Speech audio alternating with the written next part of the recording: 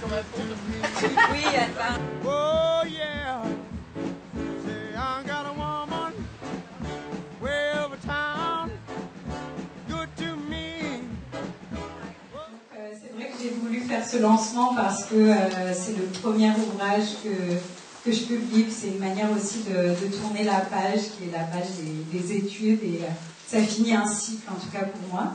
Même si je continue toujours à travailler sur les mêmes notions de coexistence multiculturelle, de cohabitation, de culture. Donc pour ceux qui ne me connaissent pas du tout, j'ai fait mes études à la Sorbonne, donc à partir de la licence. Ensuite la maîtrise, le DEA. En DEA, j'ai travaillé en épistémologie, donc sur la philosophie des sciences, sur Popper et Kant, et puis je suis passée à travailler sur Max Weber, ensuite sur la pluralité des valeurs. De là, la réflexion sur la pluralité des valeurs m'a donné envie de travailler sur la cohabitation des cultures. Il y avait toujours évidemment des racines plus profondes, parce que je pense que quand on choisit un sujet de recherche, il y a toujours une explication personnelle, donc, que je vous épargnerai ce soir.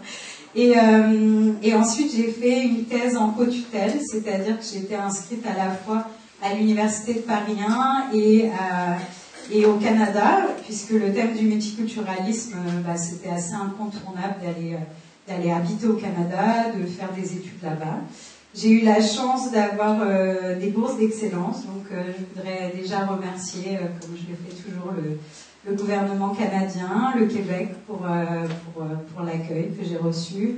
J'ai eu l'impression d'avoir beaucoup évolué grâce à ça. Je pense que je suis partie avec des préjugés, que la France c'était mieux, que c'était forcément bien, que c'était comme ça qu'on devait gérer les choses. Et puis au fur et à mesure, j'ai évolué, ça m'a permis de connaître une autre politique, un autre contexte. Et je pense que je suis aujourd'hui, je dirais pas à l'opposé, mais en tout cas très très loin de ce que j'étais quand je suis arrivée au Canada la première année. Alors j'ai réécrit cette thèse l'an passé, toujours au Québec, puisque j'aime beaucoup écrire l'hiver au Québec, parce que déjà il fait moins 20, moins 30, donc c'est tout à fait parfait pour travailler. Et voilà, j'y ai aussi aujourd'hui mes meilleurs amis, donc c'est un peu une deuxième maison pour moi. Et donc j'ai réécrit ce livre, et ça a donné donc multiculturalisme et identité nationale, deux notions antagonistes, aux éditions Classique Garnier. Alors je vais essayer d'être assez claire. Déjà, je vois qu'il manque la première page de la conférence. Toujours ce genre de choses qui arrivent. Mais c'est pas grave, ça va être très bien. Ça va m'obliger à me lancer. Donc, la table des matières, je vous l'épargne. Alors, pourquoi parler de l'identité nationale et du multiculturalisme? Alors déjà, je tiens à souligner que j'ai choisi ce sujet bien avant le tapage médiatique de 2003, puisque j'ai choisi ce sujet bien avant le tapage médiatique de 2009, pardon. Je l'ai choisi en 2003. Et c'est vrai que ça n'a rien à voir, ma réflexion n'a évidemment rien à voir avec le faux débat de l'identité nationale qui avait été lancé en France. Pour moi, son objectif n'était pas à l'époque de réfléchir sur un modèle de société plus ouvert aux expressions des différences culturelles, mais la réflexion, c'était plutôt de faire en sorte que des étrangers entrent dans le moule culturel, on va dire, prédéfini de la nation française, ou en tout cas, ça prenait cette forme-là. Donc, on parle en général assez peu d'assimilation et d'intégration, mais c'est vrai que très souvent, on utilisait le terme d'intégration au sens de l'assimilation culturelle dans le cadre de ce débat. Alors, je voudrais justement insister sur qu'est-ce que signifie être intégré dans la nation. Est-ce que ça signifie, je me suis demandé, qu'il y a une identité nationale qui est prédéfinie et définissable et à laquelle les étrangers doivent se familiariser pour pouvoir s'y absorber? ou en tout cas, qu'est-ce que signifie la notion d'identité dans cette expression identité nationale, puisque c'est souvent un terme qu'on questionne assez peu. Alors l'ouvrage commence par un parcours philosophique sur la notion d'identité. Je pense que c'est vraiment le noyau de ma thèse. Ensuite, j'en viendrai vraiment à la comparaison entre France, Québec et Canada. Mais le noyau de l'ouvrage, je pense, se trouve quand même dans cette conceptualisation. Donc on a plusieurs auteurs philosophiques qui ont cherché à identifier toujours quel était le noyau dur de la nation, comme si elle était dotée d'une identité à la manière des choses, dont les caractéristiques demeurent identiques à travers le temps. La notion d'identité, elle a été souvent confondue avec celle d'identique, puisque l'identité c'est aussi un concept logique à la base. Et pensée sous ce mode, la nation semblait devoir demeurer la même à travers le temps. Donc, avant de s'interroger sur la notion même d'identité nationale et de voir ce que ça signifiait, il y a beaucoup d'auteurs qui ont pensé l'identité de la sorte, notamment Braudel dans l'identité de la France ou Gérard Noiriel, qui l'a qualifié de creuset. Et en même temps, il voulait mettre en évidence des traits qui demeurent identiques à travers le temps en dépit des changements apparents. C'est-à-dire, il cherchait la notion d'identique à travers le temps. Ces auteurs, en fait, présupposaient qu'il existait derrière le changement apparent, les modifications de la France, un substrat ou un sujet du changement qui demeure le même par-delà ces modifications apparentes. Il y a d'autres auteurs qui ont pensé l'identité nationale non pas à la manière des choses, mais à la manière des personnes. Donc ils ont pensé que la nation était comme une personne et qu'il fallait penser son identité sur ce modèle-là. Notamment Jules Michelet qui déclarait « La France est une personne ». Et ils ont alors tenté de saisir ce qui constituait sa personnalité. À mon avis, dans les deux cas, il y a une confusion qui est souvent opérée entre ce qu'on appelle l'identité et la notion d'identification. C'est-à-dire qu'il est possible de regrouper plusieurs éléments totalement distincts sous une même dénomination, c'est-à-dire de les identifier, sans que ces objets soient identiques. Si par exemple je dis ici on a une chaise, ici une chaise, donc je les identifie, mais ces objets n'ont en soi aucune relation d'identité. Et je pense que la notion d'identité nationale fait partie plutôt de l'identification. C'est un mouvement d'identification. Donc cette notion, elle renvoie à un ensemble de phénomènes hétéroclites qui n'entretiennent pas entre eux de liens de similarité ou d'identité. Cette proposition, bien qu'elle puisse vous sembler évidente, permet de comprendre que l'identité nationale résulte toujours d'un mouvement subjectif d'identification par un sujet et n'a pas de lien avec l'identité réelle de la chose. Alors l'enjeu de cette distinction est assez grand, puisque l'identité conçue non pas comme une identité mais comme une identification, on ne voit plus que l'introduction de corps étrangers ou d'une diversité puisse en corrompre l'unité. Donc, j'ai bien sûr utilisé plusieurs auteurs philosophiques, je ne vais pas tout passer en revue. Je me suis notamment basée sur la typologie des formes d'identité de Locke, qui distinguait justement l'identité attribuée aux objets, qu'il appelait identité numérique, celle attribuée aux végétaux, aux animaux, qui était, on parlait d'identité en fonction de l'organisation des parties du corps de la personne, et enfin l'identité de la personne humaine, qui se distingue des deux autres et qui est définie par la conscience que l'on a de soi-même.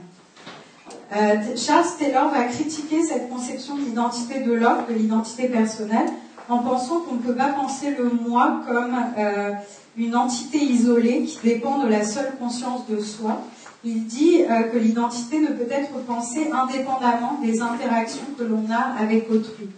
C'est-à-dire que l'identité de la personne, elle se détermine en fonction de ses cadres de référence, qui diffèrent notamment d'une culture à l'autre. Et donc je cite Taylor qui dit « Savoir qui je suis implique que je sache où je me situe.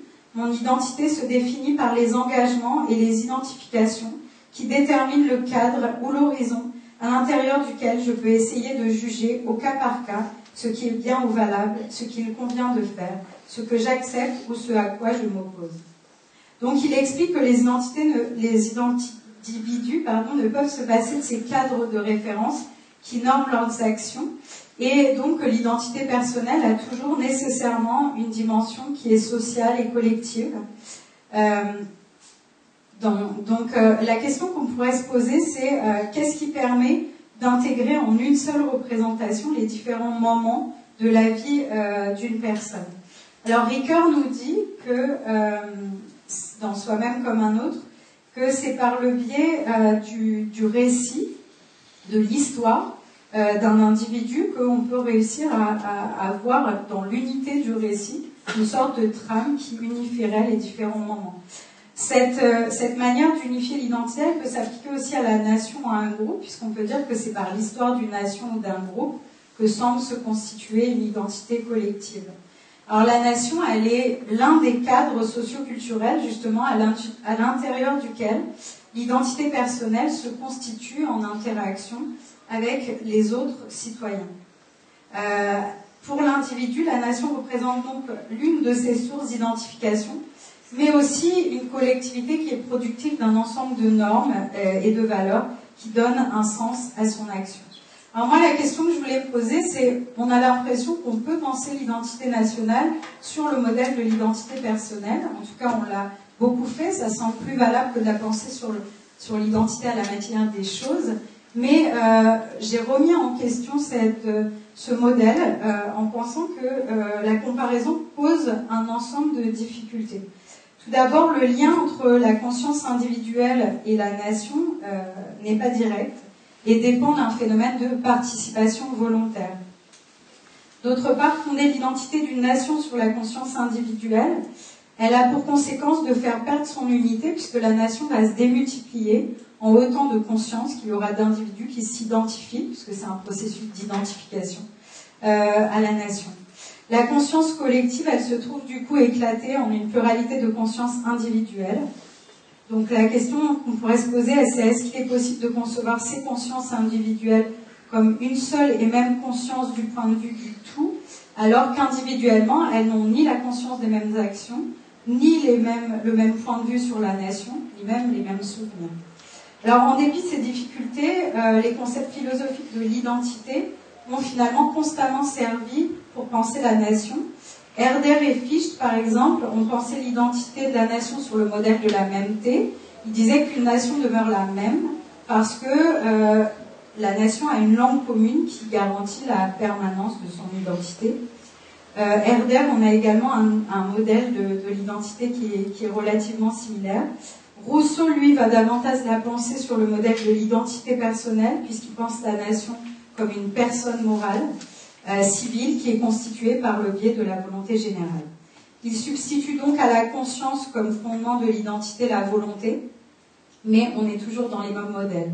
Et Hegel, enfin, pense également la nation sur le modèle de l'identité personnelle, de manière assez claire, puisqu'il dit que chaque nation possède un esprit des peuples.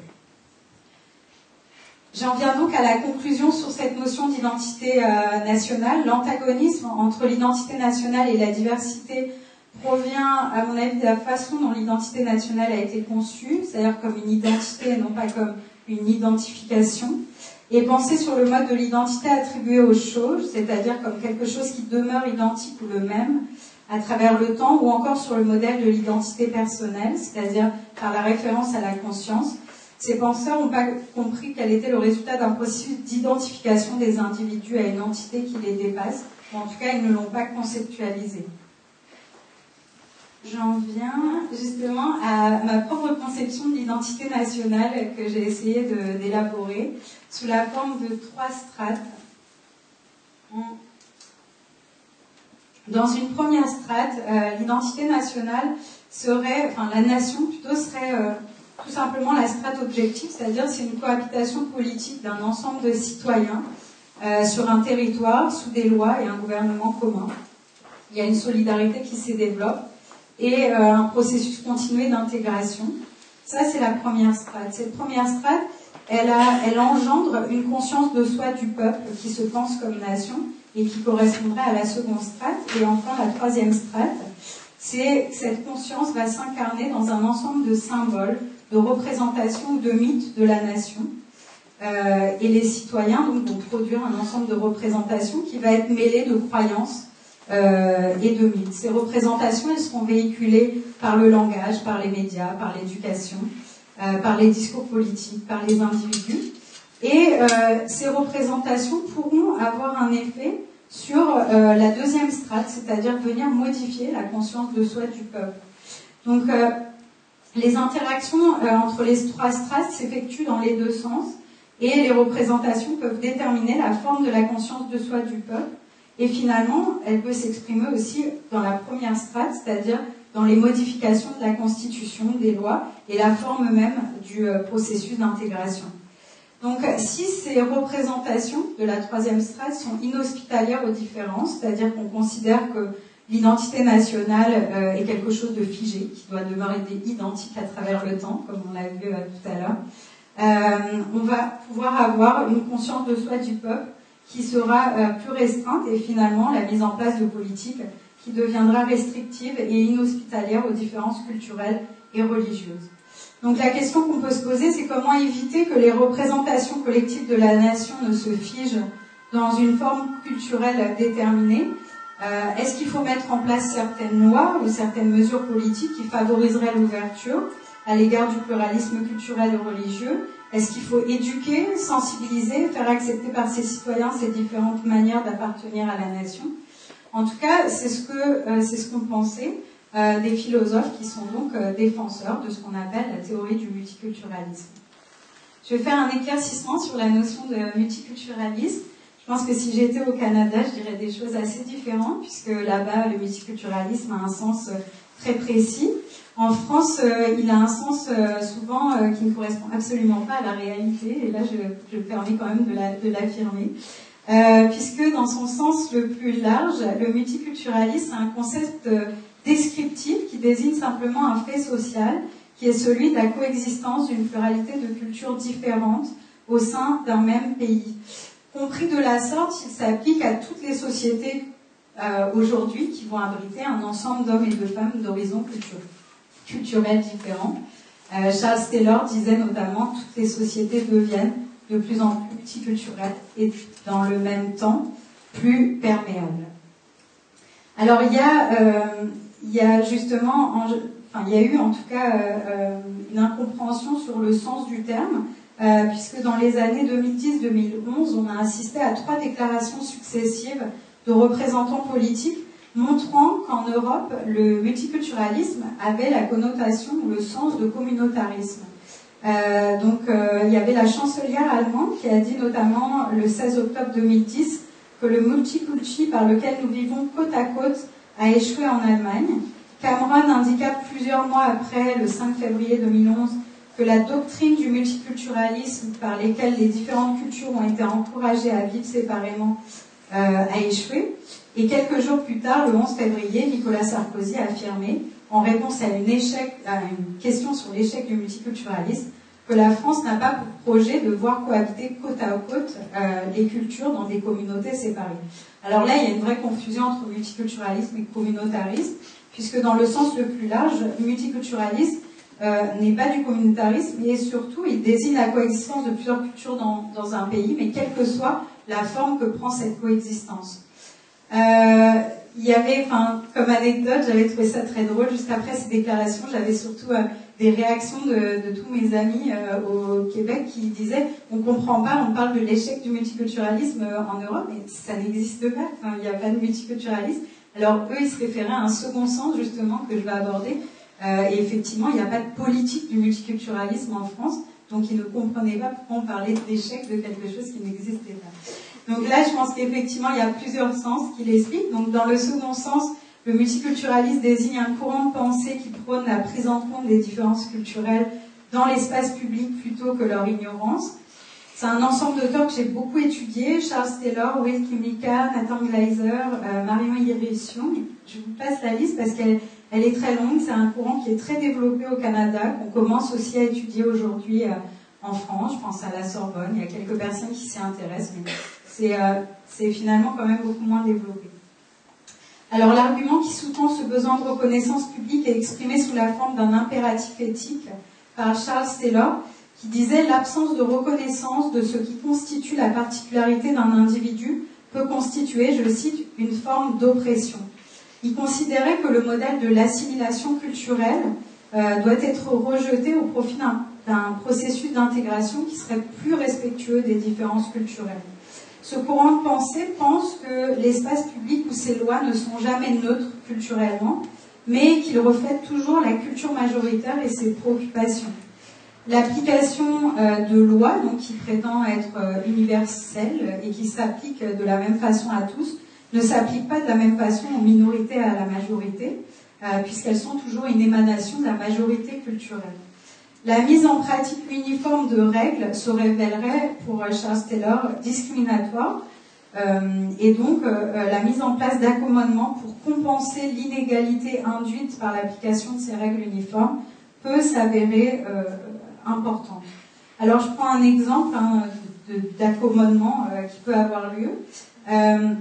Par exemple, l'interdiction des couvre-chefs dans la gendarmerie peut être considérée comme discriminatoire au Canada pour les minorités dont les croyances impliquent le port d'un turban, comme les Sikhs, et implique de revoir cet accoutrement.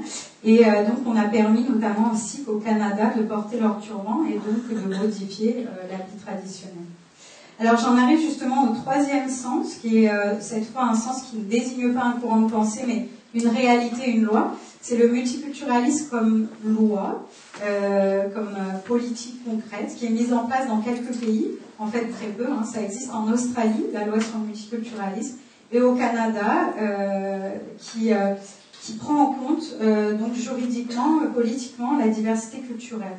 Cette politique, elle a été mise en place sous l'impulsion de Pierre Elliott Trudeau, donc qui était Premier ministre du Canada dans les années 71. Et le Canada a constitutionnalisé ce choix en 82 dans l'article 27 de la Charte canadienne des droits et libertés, qui indique donc la politique du gouvernement fédéral en matière de multiculturalisme consiste à reconnaître le fait que le multiculturalisme est une caractéristique fondamentale de l'identité et du patrimoine canadien et constitue une ressource inestimable pour l'avenir du pays. Cette législation, elle fait du multiculturalisme un des piliers de l'identité nationale canadienne. Et quand Trudeau l'avait mis en place dans les années 71, paradoxalement, c'était pour renforcer l'unité canadienne. C'est-à-dire qu'il refusait de voir le Canada comme un pays biculturel. À l'époque, il y avait une revendication des francophones et des anglophones, des francophones qui voulaient qu'on reconnaisse le pays officiellement biculturel, binational, bilingue. Et il y avait un ensemble de minorités issues de l'immigration. Il y avait également les autochtones qui disaient « nous ne nous reconnaissons pas dans cette conception biculturelle du Canada ». Trudeau, qui était un libéral, hein, qui refusait en fait les droits collectifs, disait, écoutez, on ne va pas mettre en place, c'est ce qu'il a dit dans un de ses discours, une politique pour les francophones, une politique pour les anglophones, une politique pour les autochtones et une politique pour les gens issus de l'immigration. Donc en gros, de manière assez finalement libérale, il a considéré que chacun devrait, à titre individuel, pouvoir conserver sa culture, et c'est ainsi qu'il a mis en place la politique du multiculturalisme qui allait pouvoir s'étendre d'un océan à l'autre et qui pourrait donc s'appliquer assez universellement, justement. Enfin, en tout cas, sur tout l'ensemble du Canada. Le multiculturalisme, il faut savoir qu'il a considérablement évolué depuis sa création en 70. Il a tout d'abord privilégié des mesures qui allaient dans le sens de la préservation des cultures immigrantes. Aujourd'hui, il est plutôt dans la valorisation de valeurs communes, d'un développement d'une identité canadienne commune, et il finance surtout beaucoup de programmes contre la discrimination, contre le racisme, et à sensibiliser la population à la richesse que constituent les diverses formes de diversité culturelle ou religieuse. Donc il ne faut pas non plus entrer dans une idéalisation, hein, comme j'en discutais hier avec quelqu'un de l'ambassade du Canada. Il existe bien sûr toujours du racisme au Canada, enfin, je pense que ça n'échappe à aucun pays, mais en tout cas il y a une volonté politique, il y a beaucoup de programmes qui qui ont pour but de lutter contre cette discrimination et de sensibiliser la population à cela. Alors j'en arrive à ma comparaison, pourquoi la France, le Québec et le Canada. Il faut savoir que j'ai refusé de faire une étude comparée, j'ai voulu adopter le principe du parallélisme entre 3 pays. Parallélisme, ça me permettait en fait de faire des chapitres différents, mais de ne pas trouver de terrain commun pour comparer ces 3 pays, parce qu'il me semblait que c'était 3 contextes historiques et culturels complètement distincts, 3 constructions nationales différentes, et qui allaient avec 3 manières de gérer la diversité. Moi, j'ai essayé à chaque fois de mettre en relation l'histoire du pays, la construction nationale et la manière de gérer la diversité en montrant qu'il y avait une cohérence, un lien entre ces 3 éléments. Là, je vais citer un auteur, Michael Wasler, que j'aime beaucoup. Vous allez comprendre pourquoi j'ai choisi de faire du parallélisme et non une étude comparée.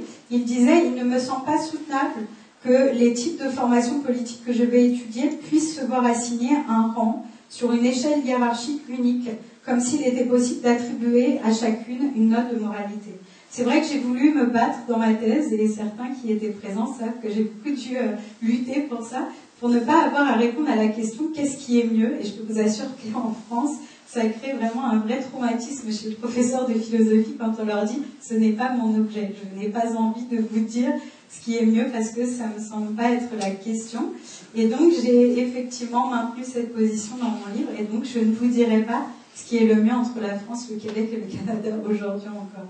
Voilà, donc j'ai pris en considération l'histoire, la politique et la culture dans laquelle ont émergé les concepts d'identité et de multiculturalisme pour mettre en évidence les réalités divergentes auxquelles ils renvoient.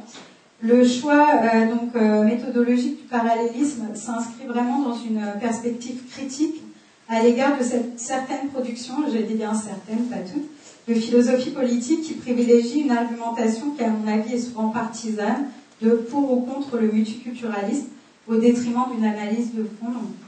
Je n'ai pas voulu adopter ce positionnement. Je vais donc commencer par la présentation du Canada. Donc, le Canada, c'est une société multiculturelle à double titre. D'un point de vue ethnologique tout d'abord, puisqu'elle est composée de 3 nations. La nation francophone, la nation anglophone et les autochtones qui correspondent à plusieurs nations. Et s'adjoignent aussi les personnes issues de l'immigration. Le nombre d'immigrants n'a cessé d'augmenter ces dernières années, et l'accroissement démographique naturel, comme il risque de continuer à baisser, je pense que le niveau d'immigration risque de rester assez soutenu jusqu'en 2031, en tout cas selon ce qui est prévu. La conséquence de cette immigration, c'est une diversification de la population qui comptait déjà en 2011 plus de 200 origines ethniques. Et il faut savoir qu'aujourd'hui, la proportion d'étrangers est la plus importante de tous les pays du G8, puisqu'il y a 1 personne sur 5 au Canada qui est née à l'étranger. D'autre part, le Canada, c'est une société multiculturelle également en raison de ses orientations politiques, puisqu'elle s'est engagée, comme je l'ai dit, dans la voie de la reconnaissance de la diversité. Elle est fière de cette politique. Le Canada considère que c'est un symbole de son ouverture. Il clame aussi le succès de cette politique. Donc je cite une référence sur le ministère de la Citoyenneté et Immigration Canada qui indique « En 1971, le Canada était le premier pays au monde à adopter une politique officielle du multiculturalisme. L'expérience canadienne a prouvé que le multiculturalisme encourage l'harmonie raciale et ethnique, ainsi que la compréhension interculturelle. Grâce au multiculturalisme, le taux de naturalisation n'a jamais été aussi élevé. » Jean Chrétien, en 1999, disait aussi que c'est un modèle de gestion de la diversité, que son pays est réputé pour son sens de la justice et de l'équité, et qui correspond à un modèle pour le monde entier. Alors là, je me dis qu'il est peut-être un peu optimiste, mais en tout cas, c'est comme ça qu'il le conçoit. En quoi consiste cette politique du multiculturalisme ? Donc, je vous ai dit, elle a été mise en place en 70. Le texte de la loi sur le multiculturalisme énonce, vous le voyez affiché, l'article 3, à reconnaître le fait que le multiculturalisme reflète la diversité culturelle et raciale de la société canadienne et se traduit par la liberté pour tous ses membres de maintenir, de valoriser et de partager leur patrimoine culturel ainsi qu'à sensibiliser la population à ce fait. Et petit b, à reconnaître le fait que le multiculturalisme est une caractéristique fondamentale de l'identité et du patrimoine canadien et constitue une ressource inestimable pour l'avenir du pays ainsi qu'à sensibiliser la population à ce fait. Initialement, il y a beaucoup d'interprétations qui disent que cette politique aurait été mise en place par Pierre Elliott Trudeau à des fins stratégiques, en fait, pour éviter le dualisme entre francophones et anglophones. C'est-à-dire que l'idée de reconnaître officiellement deux cultures fondatrices du Canada était pour lui périlleuse et il aurait mis en place cette politique du multiculturalisme pour avoir une perspective plus englobante et éviter justement cette espèce de scission symbolique. Donc, il disait dire que nous avons deux langues officielles, puisqu'il a instauré le bilinguisme, ne veut pas dire que nous avons deux cultures officielles. Finalement, Trudeau fait de ce qui devait séparer les Canadiens, c'est-à-dire leur diversité, une espèce de lien qui les unit symboliquement. Au fur et à mesure du temps, cette politique s'est imposée et est devenue un véritable pilier de l'identité et un symbole de l'identité canadienne.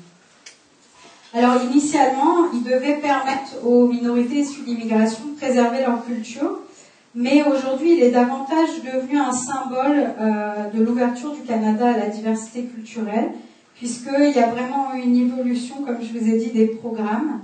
Et aujourd'hui, on parle beaucoup plus de valorisation de ce qui unit les Canadiens, de l'identité commune, plutôt que la valorisation, on va dire, de l'expression des différences. Mais c'est donc des programmes qui ont évolué à travers le temps. Alors, la conception de l'intégration au Canada est bien différente de celle de la France.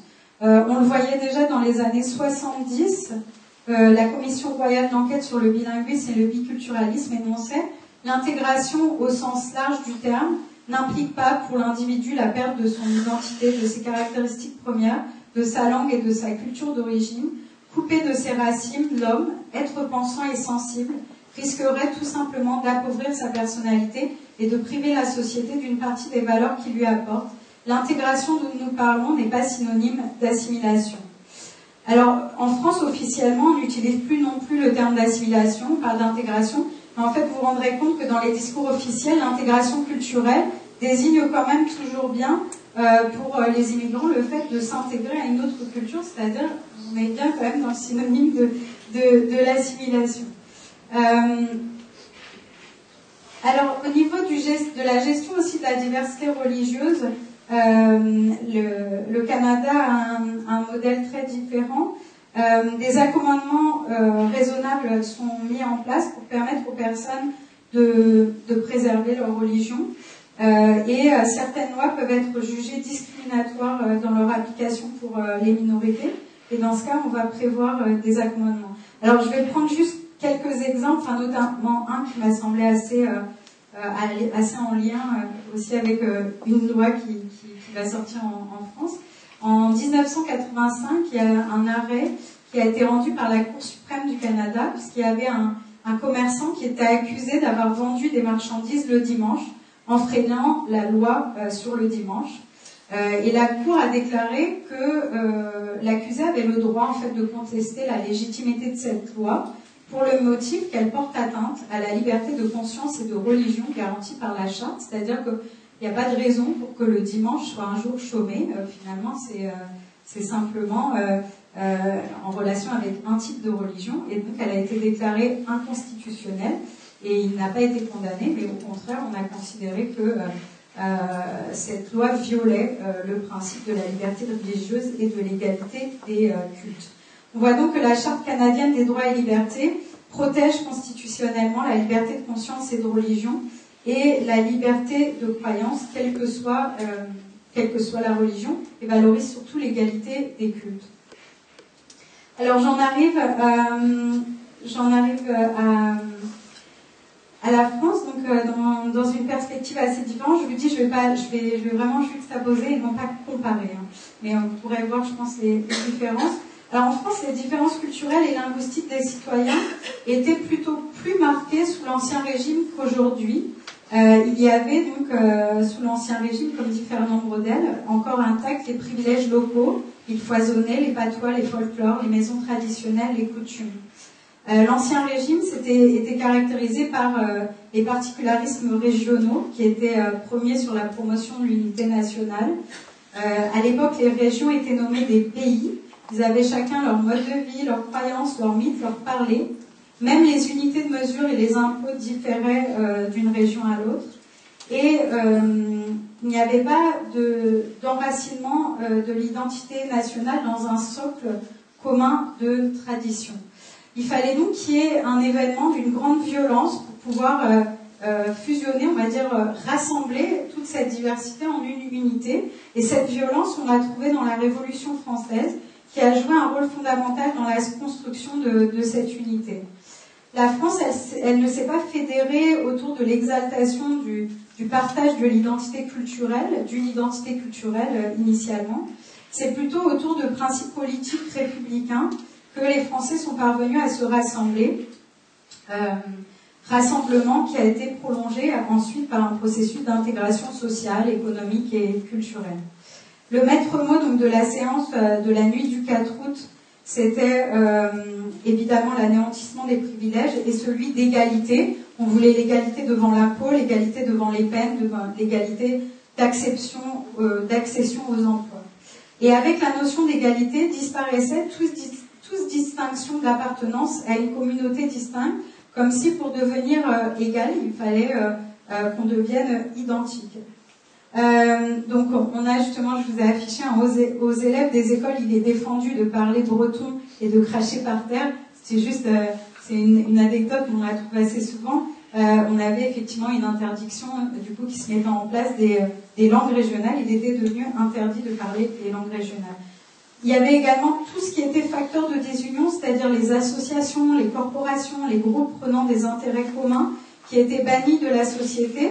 Le 14 juin 1791, la loi Le Chapelier confirme l'interdiction de prendre des arrêtés ou délibérations sur leurs prétendus intérêts communs. Le besoin d'égalité de la Révolution est indissociable de la recherche d'unité à l'époque et il va être imposé par une uniformisation à l'échelle de la nation. L'égalité donc semble pouvoir apparaître sur fond d'identité et de ressemblance et l'expression des différences sont rejetées du côté de la sphère privée et en tout cas ne doivent plus s'exprimer dans la sphère publique. À cette époque, on a beaucoup de métaphores du corps politique comme un corps humain. On se met à penser l'identité de la nation comme si c'était un organisme. C'est ainsi que notamment on retrouve dans les paroles de Torné les raisons prévalant au rejet de ces corporations. Donc je vous le lis, c'est la citation. La scène politique vous recommande la dissolution des congrégations séculières comme celle des ordres religieux. Ce n'est qu'une obstruction, ce qu'est une obstruction dans le corps humain, une corporation de citoyens l'est dans le corps politique. Les membres de chaque corps vivent dans je ne sais quelle communauté d'intérêts, d'opinions, de sentiments qu'on appelle esprit de corps, et l'esprit particulier est ordinairement une diversion faite à l'esprit public. Les individus tiennent d'autant moins à la patrie qu'ils se sont attachés au petit tout dont ils sont membres. Anéantissons tout ce qu'il reste de corporation dans l'Empire. Chaque esprit de corps s'éteignant allume de plus en plus l'esprit public et les membres de ces sociétés dissoutes sont autant de conquêtes pour la société générale. On voit donc dans quoi s'ancre la peur du communautarisme dont on entend si souvent parler ici. La conception républicaine de la République qui émerge à la Révolution est synonyme de rejet de toute domination. L'expression des différences est tolérée, certes, mais l'État s'assure que les pressions internes qui pourraient s'exercer sur les membres d'un groupe culturel ou religieux soient atténuées par l'effet de la loi. La réticence de la France, notamment, à autoriser le port du voile pour les jeunes filles, est née de cette peur aussi de voir imposer par les familles ou les communautés une pratique qui pourrait réduire leur liberté. Cette volonté de réduire la contrainte du groupe sur l'individu semble plus forte que celle de conférer une liberté positive d'exprimer ses croyances. On veut réduire à tout prix la domination et donc pour la réduire, on fait en sorte qu'il n'y ait pas d'oppression ou de limitation de la liberté individuelle par la communauté. C'est sur ce modèle que se fonde la laïcité française. La laïcité française instaure un espace public qui est extérieur à toute confessionnalité. La laïcité n'est pas un arbitrage entre les communautés religieuses qui sont destinées à ce qu'elles cohabitent dans l'harmonie. Elle consiste bien à faire abstraction de ces différences par la constitution d'un espace public qui doit les transcender, comme le prouve la loi du 9 décembre 1905, qui déclare que la République ne reconnaît ni ne subventionne aucun culte et que tous les établissements publics doivent être neutres en interdisant la position de signes religieux. Alors, selon moi, cette conception de la laïcité a évolué de 1905 à aujourd'hui. On voit cette évolution dans le rapport Stasi en 2003, qui initie une modification de la forme de la laïcité en France. La séparation de l'Église et de l'État établissait une délimitation claire entre deux domaines. Or, la Commission invoque, dans le domaine éducatif, l'importance d'un dépassement de cette attitude passive de l'État par rapport aux religions. Il préconise même une intervention active pour promouvoir une émancipation des jeunes à l'égard des cultes. La laïcité devient donc à cette époque une attitude à visée pédagogique, ce qu'elle n'avait pas en 1905. Donc je vous cite un des extraits du rapport Stasi. Si elle se limite à une conception étroite de la neutralité concernant la culture religieuse ou spirituelle, l'école contribue à la méconnaissance des élèves dans ce domaine et les laisse désarmés, sans outils intellectuels, face aux pressions et aux instrumentalisations des activistes politico-religieux qui prospèrent sur le terrain de cette ignorance. Remédier à ces carences est une urgence sociale. La laïcité crée une responsabilité à la charge de l'État.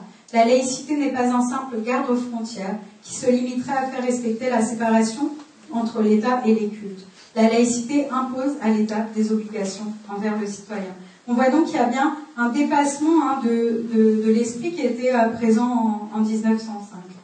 Dans la lignée de ce rapport, la République s'engage par l'adoption de la loi du 3 mars 2004 à interdire dans les lycées, les collèges et les lycées publics le port de signes ou tenues par lequel les élèves manifestent ostensiblement leur religion.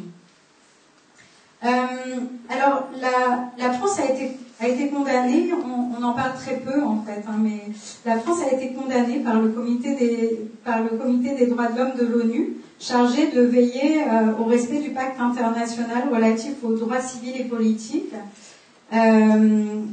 parce que la France, oui, l'a signé. Elle a signé ce pacte de respect des droits de l'homme. Et donc, elle a été condamnée dans un avis publié le 4 décembre 2012.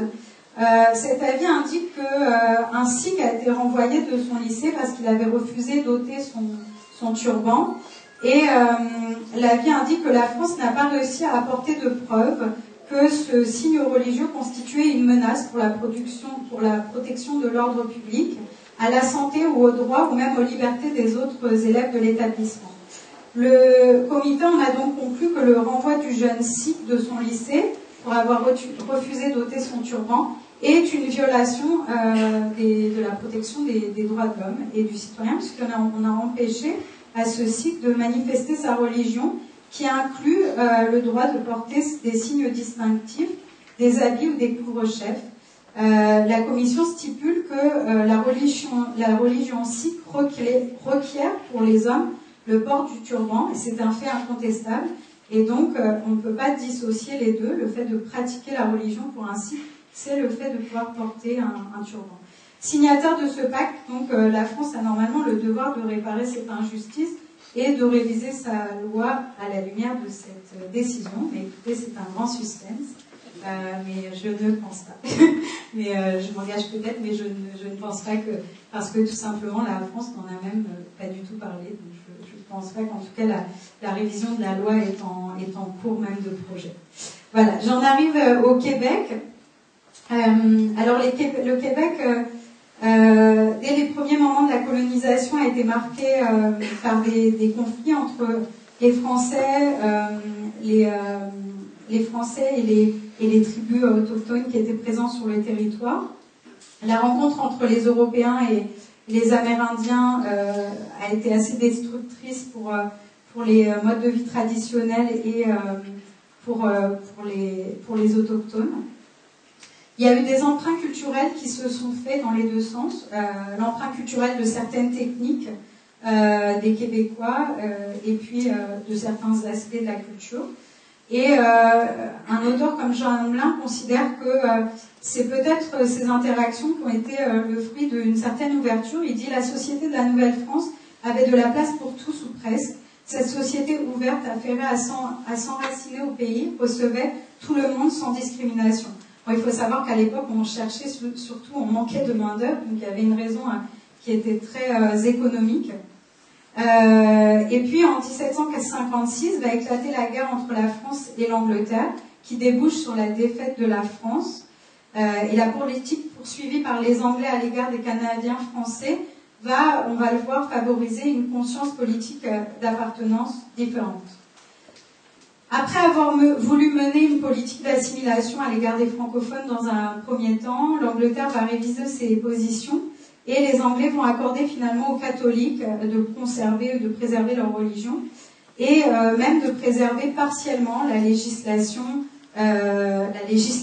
française. Donc ce retournement, il est officialisé, ce changement de cap, on va dire officialisé en 1774 dans l'acte de Québec, où on a un rétablissement des anciennes frontières de la colonie, où on proclame la liberté religieuse et on ouvre aux catholiques toutes les fonctions officielles. Londres maintient cependant le droit criminel britannique, mais il va reconnaître le droit civil français. Il y a donc à Québec un régime juridique mixte qui se met en place dès 1876 dans la loi constitutionnelle. Il est aussi se perpétue par la suite et il est constitutionnalisé dans les articles 94 et 129 donc de l'acte constitutionnel. Cet acte initie une attitude politique qui va être fondée justement sur la prise en compte des particularités culturelles et linguistiques d'un groupe et l'octroi de dérogations par rapport aux règles communes. Alors par contre, en général, les historiens s'accordent à dire que l'objectif des Anglais à l'époque restait encore d'assimiler les Québécois. En tout cas, ils avaient choisi la méthode douce, c'est-à-dire on va les assimiler, mais à un moment, ils vont reconnaître la supériorité de l'anglais et donc ils vont forcément décider volontairement, spontanément de s'assimiler. Alors cette politique, apparemment, n'a pas forcément été couronnée d'échec. Enfin, elle a été surtout assez un échec, c'est-à-dire que l'assimilation spontanée ne s'est pas réalisée comme elle devait se réaliser. Ils ont poursuivi surtout cette politique distincte puisque en 1791, le Canada est divisé en deux entités distinctes, le Haut-Canada et le Bas-Canada, où les francophones, donc dans le Bas-Canada, vont être majoritaires. Évidemment, ils ne vont pas tarder à identifier l'État qui est donc dans le Bas-Canada comme un instrument politique au service de leurs revendications. Donc Marc Durand dira « Le gouvernement a donné une chance inouïe aux Canadiens français dans leur possibilité de défense puisque la Chambre d'Assemblée du Bas-Canada leur était acquise majoritairement. » Du côté francophone, l'Assemblée du Bas-Canada va donc devenir une tribune d'expression des idées nationalistes, de souveraineté du peuple et ça va déboucher sur la révolte des Patriotes en 1837. On envoie Lord Durham pour comprendre d'où vient cette révolte et les causes de ces conflits. Et dans un rapport assez célèbre, il indique qu'il pensait trouver un soulèvement et qu'il constate finalement qu'il n'est pas dans le cadre d'un soulèvement politique, mais plutôt d'une guerre entre deux nations distinctes, voire opposées au Canada. Donc je le cite, il dit « Je m'attendais à trouver un conflit entre le gouvernement et le peuple. Je trouvais deux nations en guerre au sein d'un même État. Je trouvais une lutte non de principe mais de race. Et je m'aperçois qu'il serait vain d'essayer d'améliorer les lois et les institutions avant d'avoir réussi à exterminer la haine mortelle qui maintenant sépare les habitants du Bas-Canada en deux groupes hostiles, les Français et les Anglais. » Dans ce rapport, il utilisera aussi des termes très infériorisants par rapport aux Québécois en disant que c'est une population amorphe, obéissant aveuglement à des chefs qui la gouvernent au moyen d'une confiance aveugle et d'étroits préjugés. Alors ce sentiment d'infériorisation, qui est lié à une reconnaissance inadéquate des Québécois, il est très perceptible dans un poème magnifique de Michel Lalonde, qui décrit bien le sentiment minoritaire québécois. Speak White. Alors Speak White parce que à l'époque, quand on voulait dire à un Québécois de parler anglais, on lui disait Speak White, c'est-à-dire parle anglais. Donc c'était ce que ça signifiait. Je vais essayer de vous lancer, mais je réalise que j'ai pas branché le son, donc j'espère que vous entendrez. Brancher un passage de son poème.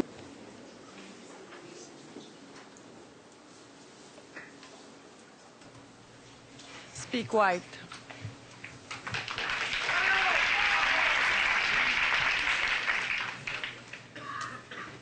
Speak White. Il est si beau de vous entendre parler de Paradise Lost ou du profil gracieux et anonyme qui tremble dans les sonnets de Shakespeare. Nous sommes un peuple inculte et bègue, mais ne sommes pas sourds au génie d'une langue. Parlez avec l'accent de Milton et Byron et Shelley et Keats. Speak White. Et pardonnez-nous de n'avoir pour réponse que les chants rauques de nos ancêtres et le chagrin de Nelligan. Speak White. Parlez de choses et d'autres. Parlez-nous de la Grande Charte ou du monument à Lincoln, du charme gris de la Tamise, de l'eau rose de la Potomac. Parlez-nous de vos traditions. Nous sommes un peuple peu brillant, mais fort capable d'apprécier toute l'importance des crumpets ou du Boston Tea Party. Mais quand vous really speak white, quand vous get down to brass tacks, pour parler du gracious living et parler du standard de vie et de la grande société, un peu plus fort alors, speak white. Haussez vos voix de contremaître. Nous sommes un peu durs d'oreille. Nous vivons trop près des machines et n'entendons que notre souffle au-dessus des outils. Speak white and loud, qu'on vous entende, de Saint-Henri à Saint-Domingue. Oui, quelle admirable langue pour embaucher et donner des ordres. Fixez l'heure de la mort à l'ouvrage et de la pause qui rafraîchit et ravigote le dollar. Speak white. Tell us that God is a great big shot and that we're paid to trust him. Speak white. Parlez-nous production, profits et pourcentages. Speak white. C'est une langue riche pour acheter. Mais pour se vendre. Mais pour se vendre à perte d'âme. Mais pour se vendre. Oh, speak white. Je vous arrête l'extrait, mais c'est très beau. C'est un très beau texte sur le sentiment d'être minoritaire. Et ça décrit aussi une réalité économique, puisque à l'époque, les francophones, les anglophones, notamment à Montréal, étaient les détenteurs du capital économique. Et donc, les francophones, qui étaient majoritaires, avaient des positions sociales inférieures, et donc il y avait, comme on le voit, un mépris qui était lié à l'usage du français et de la langue. Je vais faire un saut dans l'histoire, puisque la conférence se termine bientôt, et j'en arrive juste à la période de la Révolution tranquille, qui correspond au moment où les Québécois commencent à prendre conscience de l'enjeu que représente l'intégration de la diversité issue de l'immigration pour la préservation de leur diversité, de leur spécificité, pardon. Ils créent donc en 61 le ministère des Affaires culturelles. La délégation du Québec à Paris va être ouverte la même année. On a donc des représentants ici. On a l'Office de la langue française, la charte de la langue française qui va faire du Québec la langue officielle du Québec, la langue de l'enseignement, la langue des communications, du commerce et des affaires. Elle est adoptée le 26 août 1977.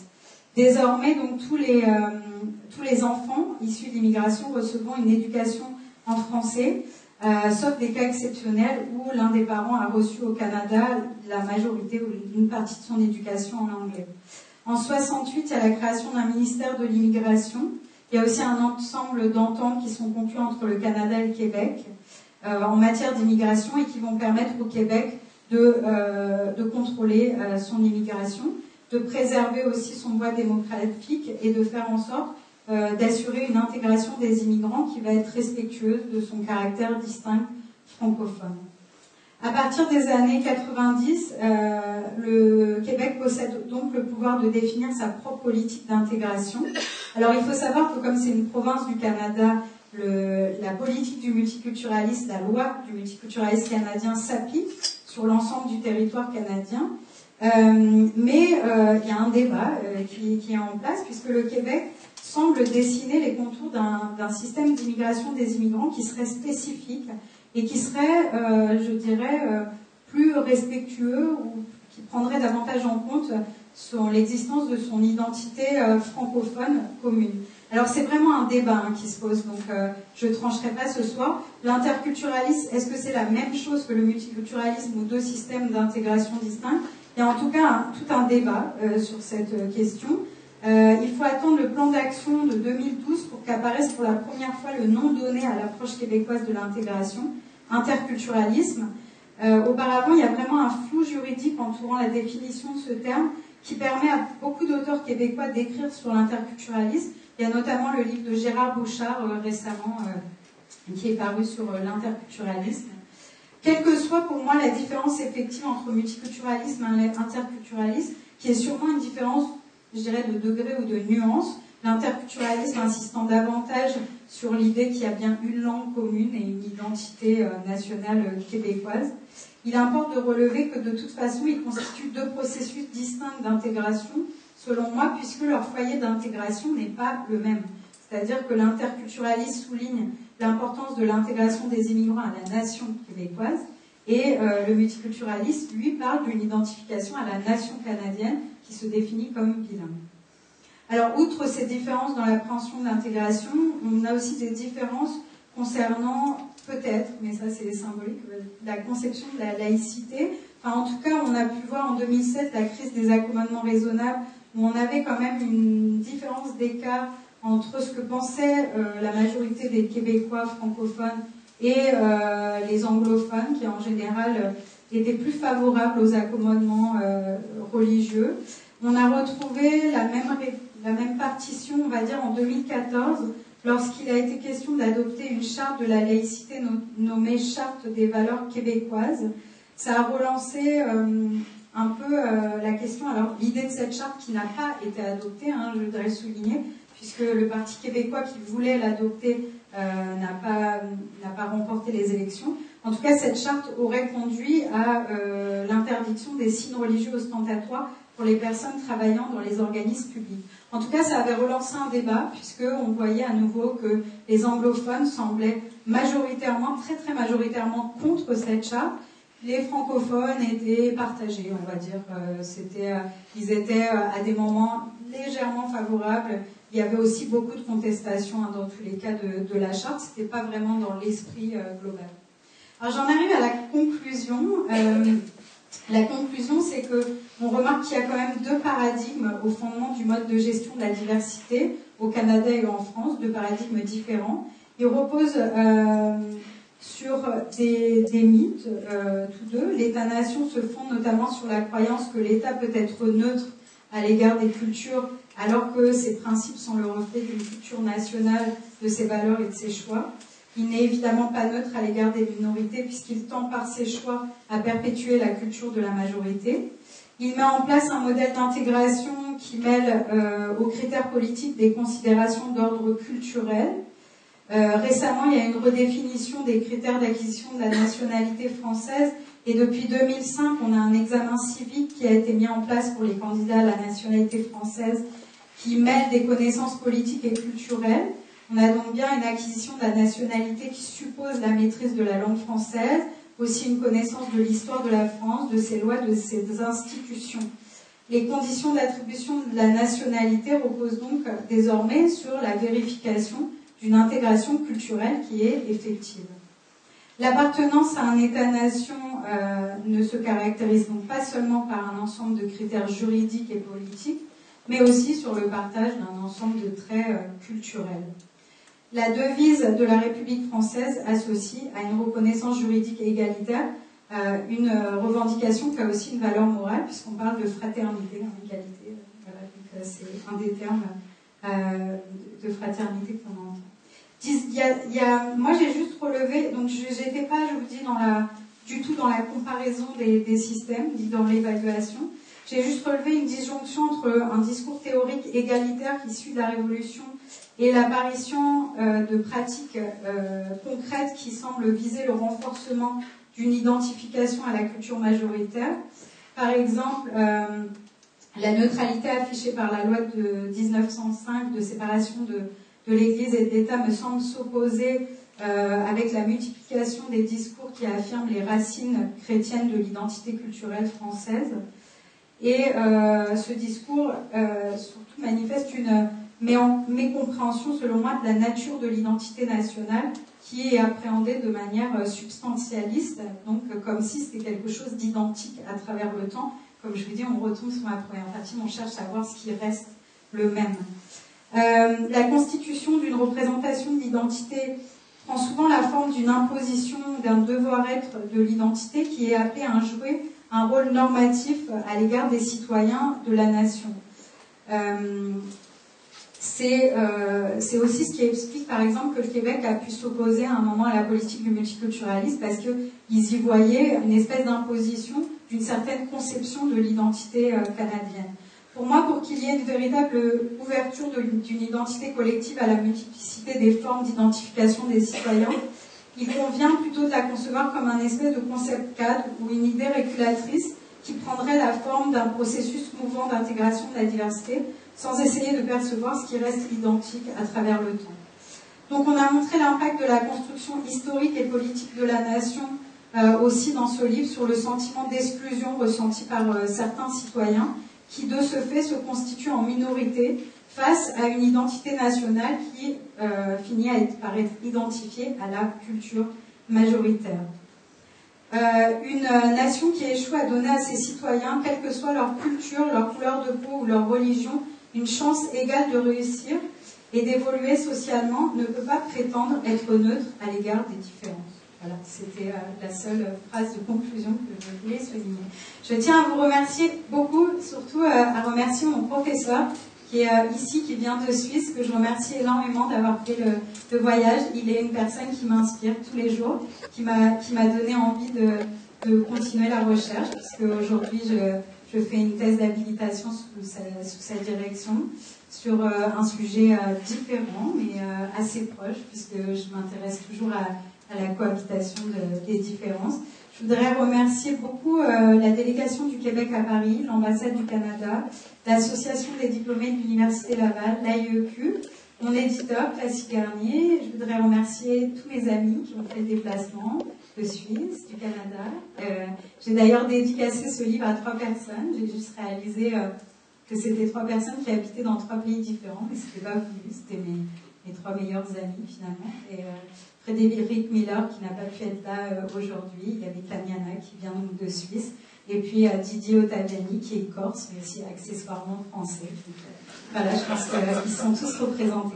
Je vous remercie énormément et je vous invite à un cocktail avec du champagne bien sûr, pour ceux qui me connaissent, et donc ça va être servi à l'étage et il va y avoir un débat qui va être lancé, vous allez pouvoir poser des questions, j'imagine que vous en avez beaucoup, puis je vais laisser Sébastien parler pour le débat. Sébastien, il est étudiant à l'université de Paris 1, la Sorbonne, qui est une excellente université, bien sûr, et donc c'est un étudiant brillant que j'aime beaucoup, et il est en master d'éthique appliquée. Il va écouter vos questions, il va manager le débat, moi c'est le débat que je lance.